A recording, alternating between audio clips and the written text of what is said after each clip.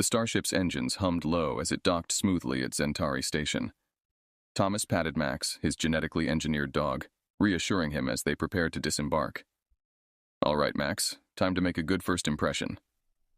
Max, sensing his owner's excitement mixed with a hint of anxiety, wagged his tail, his ears perked in anticipation. The docking bay doors slid open with a hiss, revealing the bustling interior of Zentari Station. They were not just another arrival. Eyes quickly turned towards them, curious and cautious. As they stepped onto the platform, Thomas scanned the crowd. The station was a melting pot, a place where myriad species from across the galaxy converged. Among the crowd, he noticed an old friend, Captain Jonas, who approached with a grin. "Thomas, never thought I'd see you out here in the fringe," Jonas said, clasping Thomas's hand with a robust shake. "And this must be Max. Heard a lot about him." "Good to see you, Jonas," Thomas replied, smiling. "Yep, this is Max. We're hoping to lay low, but that plan seems optimistic now." Jonas laughed, his gaze affectionate as he offered Max a friendly pat.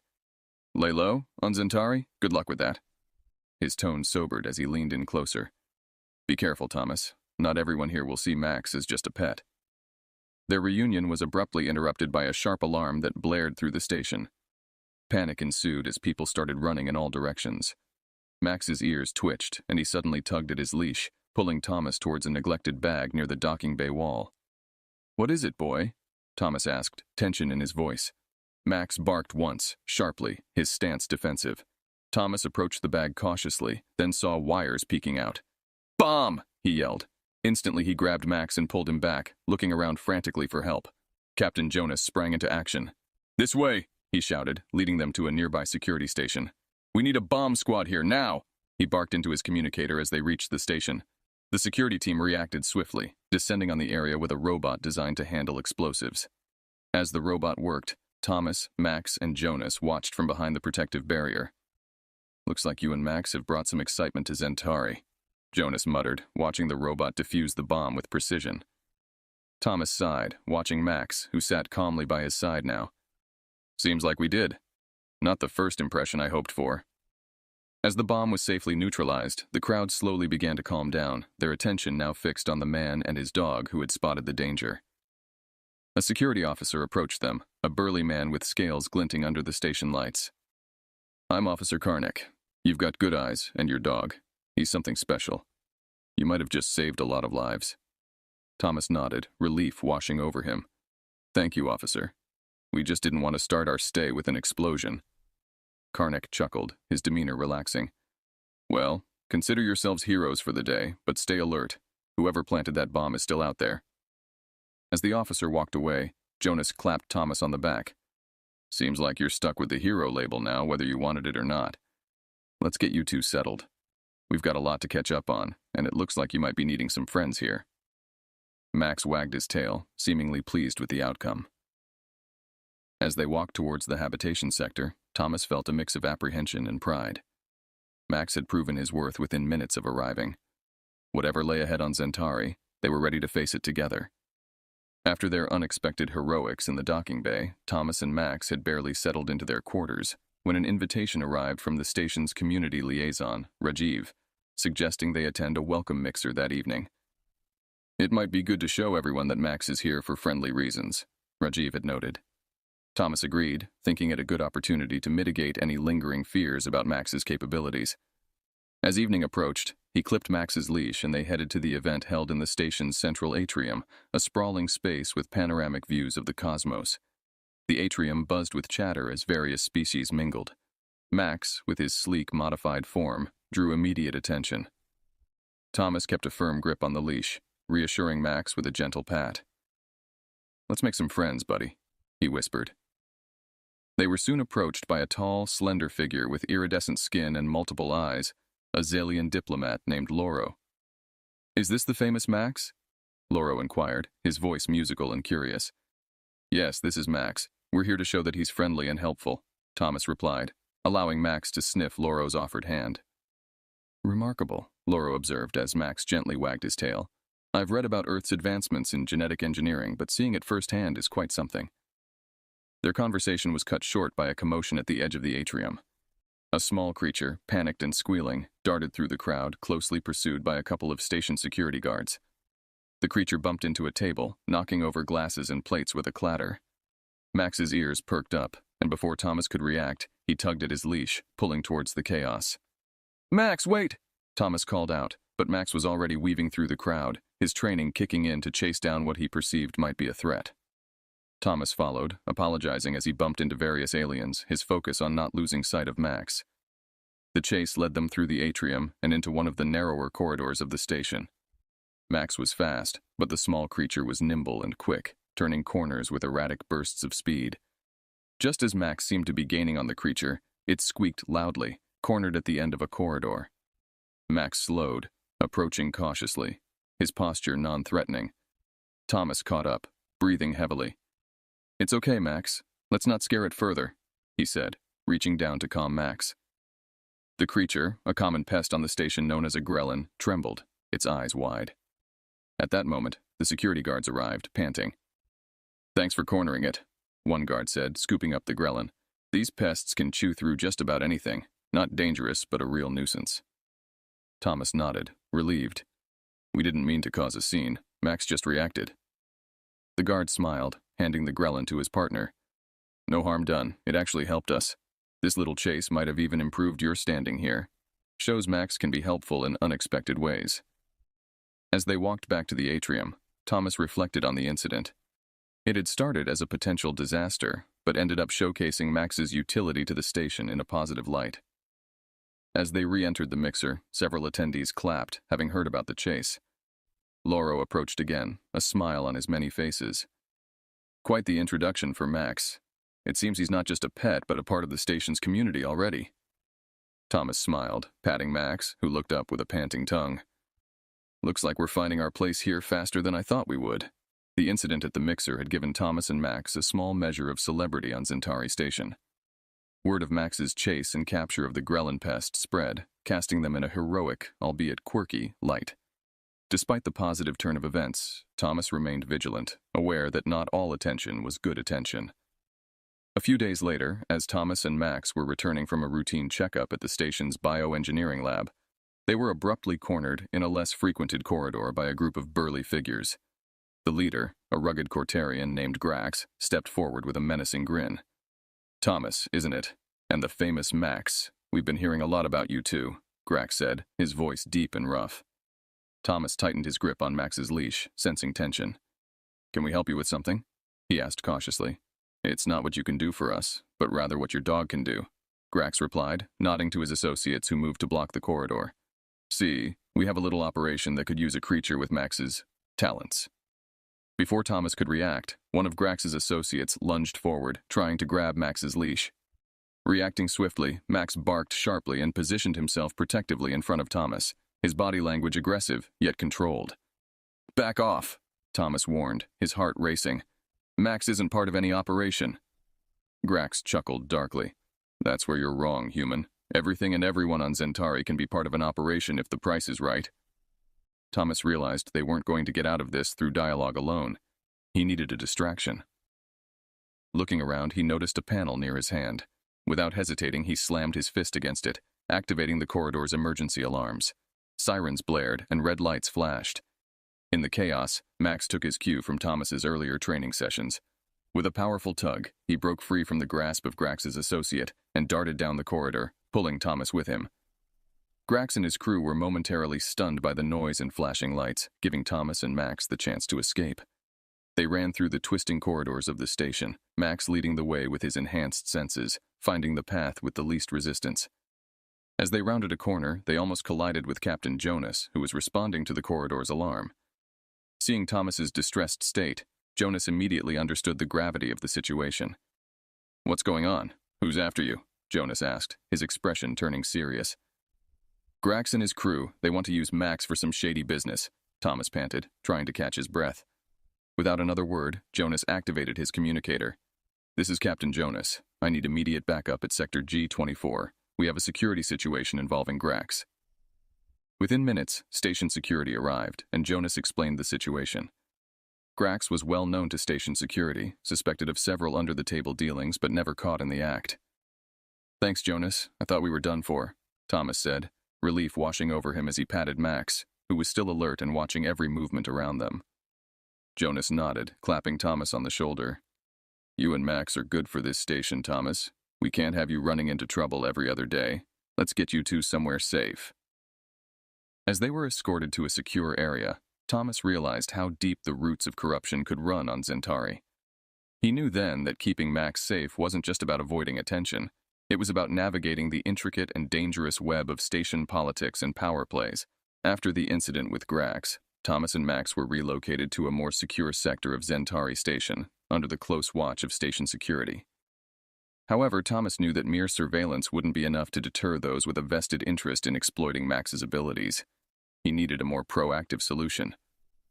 Late one evening, while Thomas was reviewing security protocols with Captain Jonas, an urgent alert came through on his communicator. The screen flashed a live feed of Max's holding area. It was under assault. Thomas watched in horror as armed figures bypassed security, snatching Max and disappearing from the camera's view. "They've taken him," Thomas said, his voice tight with panic. Jonas's face set into a grim line. "I've got teams on standby. We'll find Max, Thomas. Hang tight." Thomas shook his head. "I'm not just going to sit here. Max might be doing okay now, but those guys are dangerous." Understanding Thomas's determination, Jonas nodded. "All right, I'll come with you. Let's gear up and move out." Equipped with stealth suits and guided by the last known location from the security feed, Thomas and Jonas maneuvered through the station's maintenance tunnels to avoid detection. Their destination was a secluded docking bay known for its less savory dealings. As they approached, Thomas's communicator picked up faint signals from Max's embedded tracking device.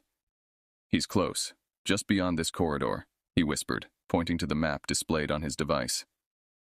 Jonas signaled for Thomas to stay behind him as they reached the docking bay entrance. Peeking around the corner, they saw Grax and his associates loading crates onto a small freighter.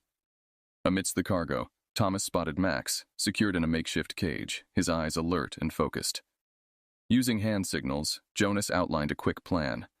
They would use a two-pronged approach. Jonas would create a diversion, allowing Thomas to sneak closer and free Max.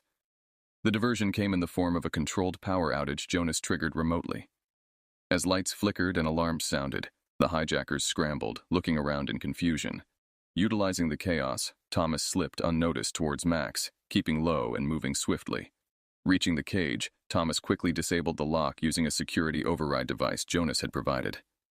Max nudged the cage door open with his nose, stepping out silently beside Thomas. "Good boy, let's get you out of here," Thomas murmured, clipping a leash onto Max's collar. They retraced their steps, Max's training keeping him quiet and obedient. As they made their way back, Jonas met up with them, a few of Grax's men subdued and secured behind him. "Area's secure and backup's on the way to handle the rest," he reported, breathing heavily but with a satisfied grin. The trio made their way back to the security station, Max staying close to Thomas's side. Once they were safely inside, Thomas knelt beside Max, checking him over for any injuries. Thankfully, Max appeared unharmed, his tail wagging slowly as if understanding they were now safe. "I owe you one, Jonas. I couldn't have gotten Max back without your help," Thomas said, his relief palpable. Jonas clapped him on the back. "What are friends for, right? But let's make sure this doesn't happen again. We'll tighten up security and keep a closer watch on your quarters." As they left the security station, Thomas felt a renewed sense of caution. The ordeal had proven that Max was more than just a companion. He was a target. And from now on, Thomas would need to be ever vigilant to protect his extraordinary friend. After the ordeal with Grax, station security tightened their protocols and increased patrols around Thomas and Max's quarters. Despite these measures, Thomas knew they needed to address the station's lingering concerns and curiosity about Max directly. Rajiv, the community liaison, suggested organizing a public demonstration of Max's capabilities to showcase his training and utility in a positive light. "It's a chance to rebuild trust, Thomas. Let them see Max isn't a weapon or a tool for criminals, but a part of our community," Rajiv advised. Thomas agreed, realizing that they needed to change the narrative surrounding Max. A demonstration would allow them to display Max's protective and service-oriented behaviors under controlled conditions. They planned the event for the central atrium, the same place where Max had helped catch the Grelin pest, now transformed into a demonstration arena with holographic displays and observation areas. The day of the event, the atrium was buzzing with anticipation. Various station residents and crew members gathered, their expressions a mix of curiosity and skepticism. Thomas walked to the center of the atrium with Max, microphone in hand. "Thank you all for coming today," he began, his voice echoing slightly in the open space. "After recent events, I know there are many concerns about Max here. Today we want to show you what Max is truly about." He gave Max a subtle signal, and the demonstration began. Max performed a series of tasks, from basic obedience and agility exercises to more complex commands that involved solving puzzles and simulating aid in emergency scenarios. One particularly impressive part of the demonstration involved a staged medical emergency. An actor played a crew member who had collapsed. Max quickly assessed the situation, retrieving an emergency medical kit and using his training to simulate administering first aid. The crowd watched, murmurs of approval growing louder with each of Max's executed commands. Thomas then showcased Max's sensory capabilities, using special equipment that visualized how Max could detect stress and health conditions through scent and behavior analysis.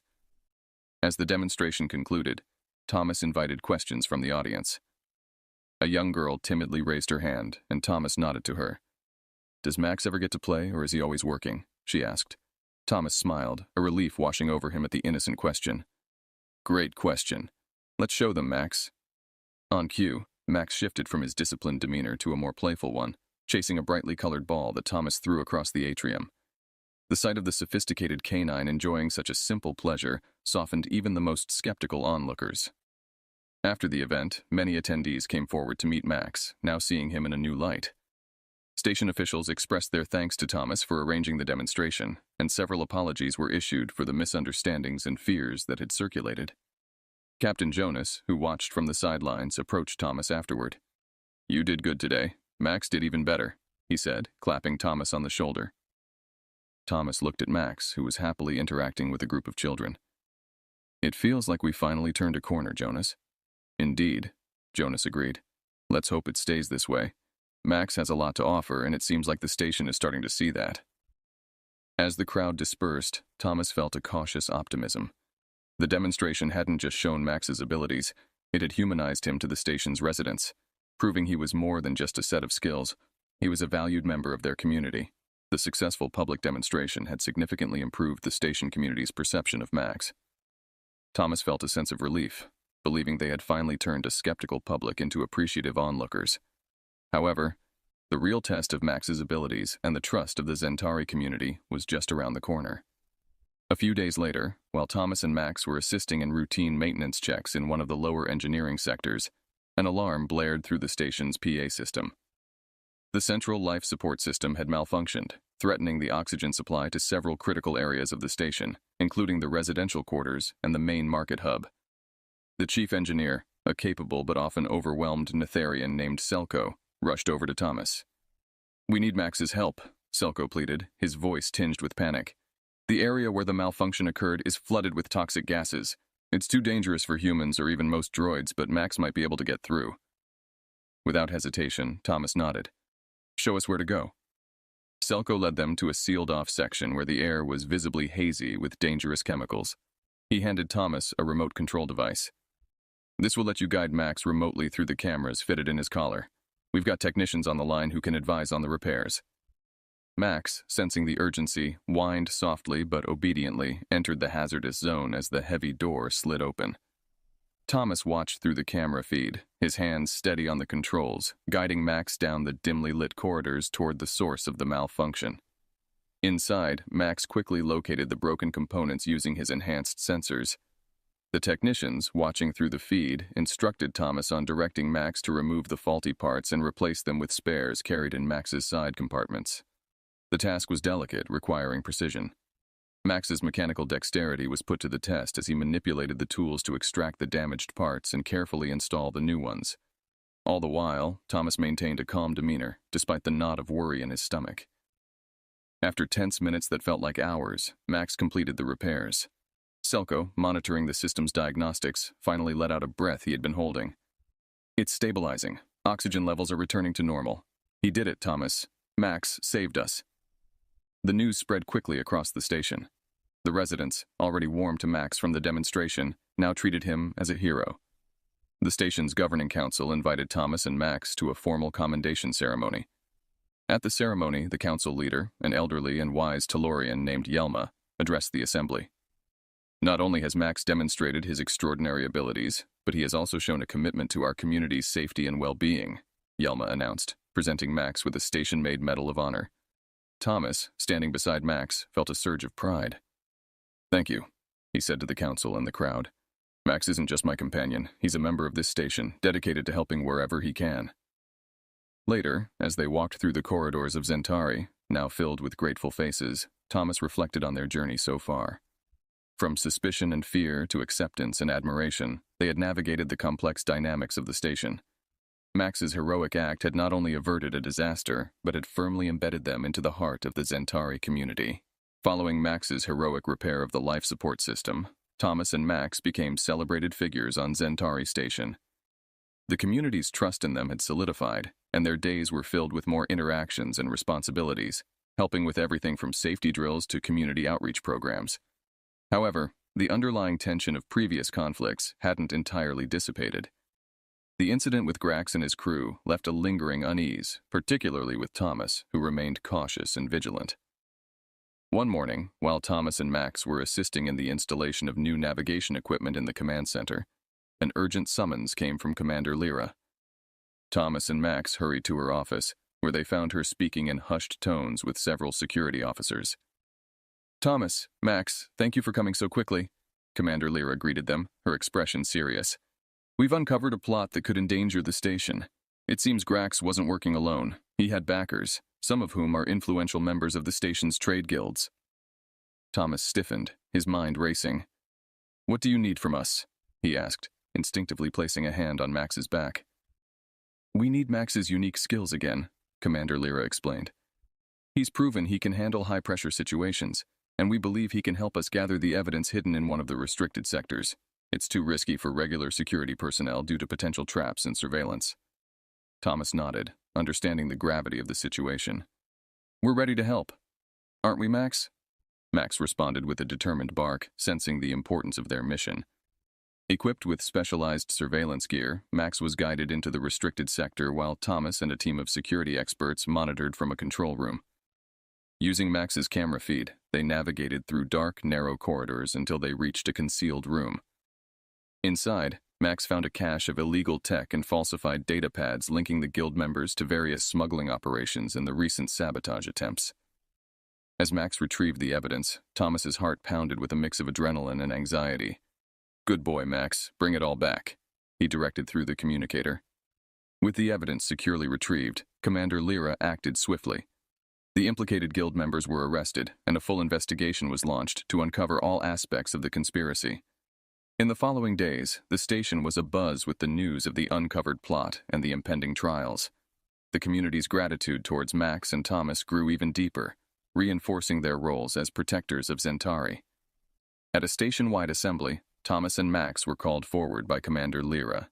She addressed the crowd, her voice resonant and clear. "Today we not only celebrate the bravery of one man and his extraordinary companion, but also the strength of our community. Together, we have faced adversity and come out stronger." She presented Thomas and Max with commendations for bravery and service. Thomas, overwhelmed with pride and relief, accepted the honors. "Thank you, Commander, and thank everyone here. Max and I are proud to be part of Zentari, and we promise to keep serving this community as best we can." As applause filled the room, Thomas looked down at Max, who wagged his tail, unaware of the formalities but feeling the positive energy. Their bond, strengthened by each challenge, had not only redeemed the station's view of Max, but it also transformed them into an indispensable team. Their journey from mistrust to integral community members was a testament to their dedication and the station's capacity for change and acceptance. As they walked back through the cheering crowd, Thomas knew that whatever challenges lay ahead, together, they were ready to meet them head-on. The station-wide assembly marked a significant turning point for Thomas and Max. Their roles as heroes were cemented, and their daily routines began to reflect their new status as protectors and ambassadors of Zentari Station. However, as the station returned to normalcy, Thomas sensed a new opportunity emerging on the horizon. A few weeks after the assembly, Commander Lyra summoned Thomas to her office. As he entered, he noticed several holographic displays showing various sectors of the station and other nearby space installations. "Thomas, sit down," Commander Lyra began, her tone serious, yet imbued with a hint of excitement. After your recent successes and the way you've managed to integrate Max into our operations, we've received inquiries from several other stations. Thomas raised his eyebrows, intrigued. Inquiries for what exactly? Consultations, she explained. They're interested in learning from your experience, how to implement similar partnerships with enhanced beings, how to improve their security protocols, even how to foster better community relations. Thomas listened, a mix of pride and surprise swelling within him. So they want us to help them set up their own Max units? In a way, yes, Commander Lyra affirmed, and I want you to lead this initiative. You and Max would travel to these stations, share your knowledge, help them implement what you've learned here. It could be a substantial step forward for interspecies cooperation and security. Thomas felt a thrill at the prospect. Traveling between stations, helping others, expanding their horizons. It was more than he had ever imagined when he first came to Zentari. I'm honored, Commander, Thomas replied, his mind racing with the possibilities. And I think Max would be up for more adventures. Excellent, Commander Lyra said, her face breaking into a rare smile. I'll make the arrangements. Start preparing. Your first visit will be in a couple of weeks. As Thomas left Commander Lyra's office, he looked down at Max, who seemed to sense the change in the air. Looks like we're not just station-bound anymore, buddy. Let's show them what we can do. The next few weeks were a flurry of preparations. Thomas and Max underwent additional training, learning more about the systems and protocols of the other stations they would visit. They met with engineers, security experts, and diplomats, discussing the best approaches to sharing their experiences. Finally, the day came for their first departure. At the docking bay, a crowd gathered to see them off. Friends they had made, colleagues they had worked with, even some of the people they had saved, all were there to wish them well. Captain Jonas clapped Thomas on the back. You're doing something great, Thomas. Not just for these stations, but for the future of space communities. Proud of you, man. Thomas felt a surge of emotion as he looked around at the faces in the crowd. Thanks, Jonas. We'll be back, though. This will always be our home. With that, Thomas and Max boarded their ship, the doors closing behind them. As the ship detached and drifted away from Zentari Station, Thomas watched the station shrink in the viewport. Turning to Max, he said, Ready for a new adventure, Max? Max barked affirmatively, his tail wagging energetically. As the stars stretched into lines with the jump to hyperspace, Thomas felt the weight of their past trials lift. Ahead were new challenges, new stations, and new communities. Together, he and Max were not just surviving, they were thriving, ready to bring their lessons and spirit to the galaxy at large.